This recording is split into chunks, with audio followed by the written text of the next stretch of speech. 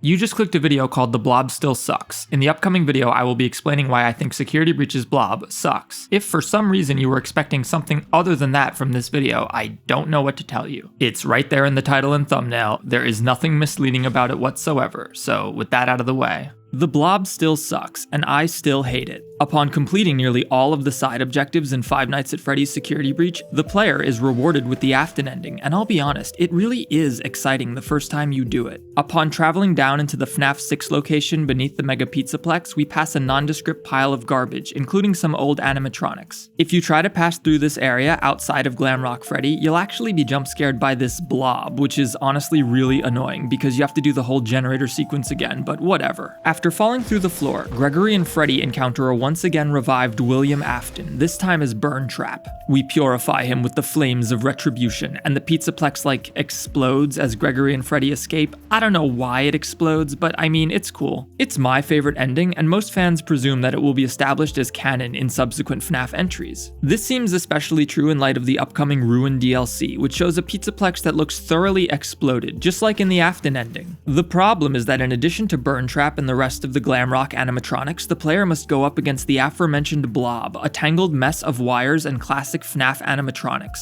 Throughout this final sequence, it attempts to grab and kill you, and in fact, it is what ultimately pulls Burn Trap into the darkness in the cinematic that ends the game. The inclusion of the Blob was widely criticized for a variety of reasons. One of the things that most of us could agree on, though, was that it felt random. A cheap Deus Ex Machina that served as both a cameo for the classic animatronics as well as an ambiguous ending in which Burn Trap is pulled away by the Blob, yet not actually shown being destroyed. It felt like it came out of nowhere, and many of us, myself included, criticized it, perceiving it as nothing more than a glorified cameo. This all seemed to change when MatPat dropped a pretty compelling episode of Game Theory, suggesting that perhaps a bit of forethought went into the Blob's design and inclusion. MatPat explains how there are clues hidden throughout the Pizzaplex and even other FNAF media, all of which connect back to the Blob and sort of justify its miserable, blobby existence. I certainly won't dispute that, as usual, MatPat is probably right. The theory is compelling, and it does look like there are in fact clues pointing towards the player's eventual encounter with Endo Ass over here. At the end of the theory, MatPat even apologizes to Steel Wolf for having previously considered the Blob to be a pretty random thing to throw into the end of the game. However, the Blob is still stupid, and I still hate it. While yes, I agree that MatPat's evidence is more than compelling, none of the resulting revelations address any of the actual problems with the Blob. Sure, it felt like it just showed up at the end of the game without any sort of foreshadowing or explanation, and MatPat's theory absolutely accounts for its presence, but I would argue that that was always the least of this trash pile's problems. The Blob is a representation of what Security Breach ended up being for a lot of us fans, a mishmash of FNAF stuff haphazardly thrown together. Take a bunch of FNAF references and Easter eggs, throw it in a blender, and boom, you have Security Breach. More importantly though, the Blob represents the way the game and the FNAF series as a whole desperately clings to its old lore in a time when a lot of us were really hoping to see the series move forward and do something new. Even taking MatPat's discoveries at face value, the animatronics in the Blob are meaningless to Security Breach's story. It's like a cheap way to say, see, all these old animatronics are actually in the game. See that random endo coming out of its ass there? Everyone is here. It's just a way to shoehorn in these old characters that didn't have any role in this story. It's not even an original idea. The robots combine themselves into some sort of Fazbear Megazord thing all the time. It was the central premise of Sister Location. Ennard at least had a cool design, and it was well integrated into that game's story. Even if there are these incredibly cryptic clues hidden throughout Security Breach that justify this monstrosity's existence, it doesn't somehow give its inclusion any real significance. It doesn't matter to the story we actually experienced. Make no mistake, there were some cool, albeit insignificant, mysteries hidden within Security Breach. The presumed fate of Glamrock Bonnie, the Sister Location room, and hell, even some of the Gregbot clues were interesting and compelling and worth talking about. To this day, the identity of Patient 46 is still up in the air for a lot of people. While I didn't like the game, there was some of that old school FNAF mystery to it. The Blob just wasn't one of those mysteries. When I first finished the Afton ending in Security Breach, I wasn't thinking about what that twisted mass of wires was. I didn't care. Nobody cared. The emphasis was always on Burn Trap, Gregory, Glamrock Freddy, the ambiguous fate of Afton and Vanny, that stuff. The Blob was the least memorable thing about this ending. It just wasn't that interesting. Now though, we find these clues hidden about which, to MatPat and ultimately Steel Wolf's credit, do foreshadow the Blob's eventual appearance, and people are acting like it somehow makes up for not just how dumb the Blob is, but for the many shortcomings in Security Breach's storytelling. It doesn't. If anything, it just frustrates me more that the story we got in Security Breach was so underwhelming. We know that there was a lot of scrapped ideas and content. The game was delayed, and it's pretty safe to assume that the story was reworked pretty late into development. There are so many voice lines and cinematics that appeared in trailers that never showed up in the final game. Knowing how much was probably cut, it's a little annoying to think that this is what time was spent on, adding blob clues to assets throughout the Pizzaplex. It just doesn't actually add anything to a playthrough of Security Breach, and for me, reviving the old characters again was just the wrong direction to take the game's story. These characters' tales have already been resolved like 4 separate times now, and by the time Security Breach came out, things had actually been tied up in a pretty satisfying way. Pizzeria Simulator's ending did an incredible job of tying up the loose ends in what had become an incredibly sprawling, complex story, and even Ultimate Custom Night served as a satisfying postscript to that game. It didn't trivialize Henry's sacrifice at the end of FNAF 6, yet it still concluded the story in a meaningful, satisfying way. By bringing these characters back as a giant amorphous blob of garbage, I feel like it sort of disrespects their legacies as well as the precious memories we have of those games. This ends, for all of us, in communication. Finally, we get into agony. Yeah, I'm in agony talking about the blob for this long. I was never that interested in the idea of remnant, nor the fake scientific explanations for how the robots could be possessed in the first place. I just never cared. For me, FNAF was a ghost story. The how didn't matter. It's one of the reasons I wish the games hadn't emphasized the Afton character so much as the story wore on. It took the focus off of the things I most enjoyed about the early FNAF games: spooky robots doing spooky things in a spooky place.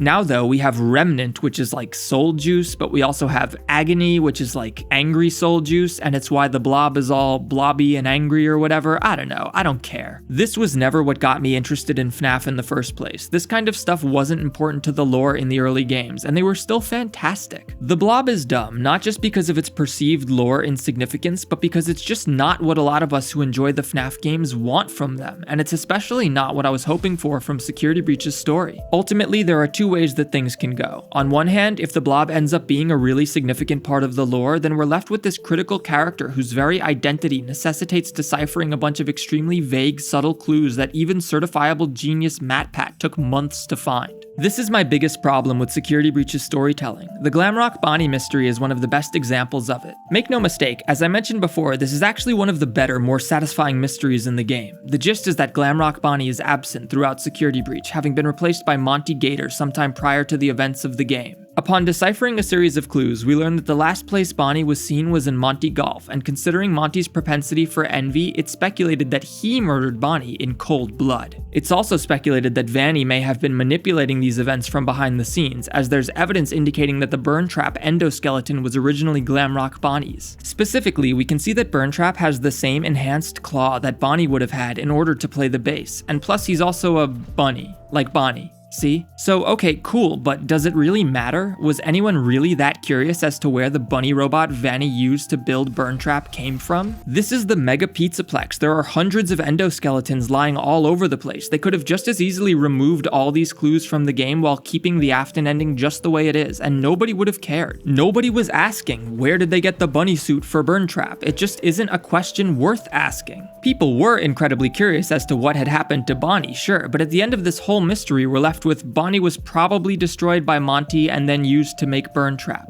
Great, what a great mystery. Seriously, see how that doesn't actually add anything to our understanding of the greater story? Don't get me wrong, not every mystery needs to be some deep lore connection, but when it comes to the absence of a beloved character, I wish that the solution would at least allow us to understand the events of the game in a slightly new light, and Glamrock Bonnie's mystery just doesn't, not for me at least. The same thing goes for the Blob. It's a mystery that never really goes anywhere, it's a big circle. Sure, both the Blob and Glamrock Bonnie appear to have a series of well-hidden clues that slowly reveal what happened, but once we get to the presumed end of these mysteries, we haven't actually learned anything meaningful. They're just self-contained lore loops with very little bearing on the rest of the story. Okay, cool, let's assume Burn Trap was built with Bonnie's endoskeleton. What does that change? Why does it matter? Fine, the Blob is this amalgamation of agony and wires and robots coming out of its ass, and it's been collecting random FNAF memorabilia from throughout the Pizzaplex for whatever reason. Who cares? What does this have to do with Gregory or Freddy or Vanny or Glitch Trap or anything? anything. This isn't what the game was about. This wasn't what we as players were thinking about during the game. It's just dumb. The clues pointing towards the Blob are just more evidence that a lot of care and thought and effort went into Security Breach, but for whatever reason, things just weren't prioritized well. Thus, the final game left us with a lot of random, weird, uninteresting, or repetitive content. It left a lot of seemingly compelling stuff on the cutting room floor, and seeing that this Blob stuff managed to make it in whilst all these other cool things didn't, yeah, it's disappointing to me. That said, hopefully the DLC will be impressive. It does look like it's going to be a continuation of this Afton ending, so perhaps the Blob will be expanded on in some meaningful way. Maybe they'll even manage to change my mind about it. I hope they do. Making the DLC a standalone experience could give Steelwool the opportunity to address some of the fundamental issues with the base game, issues that just couldn't be resolved without throwing away a huge amount of work.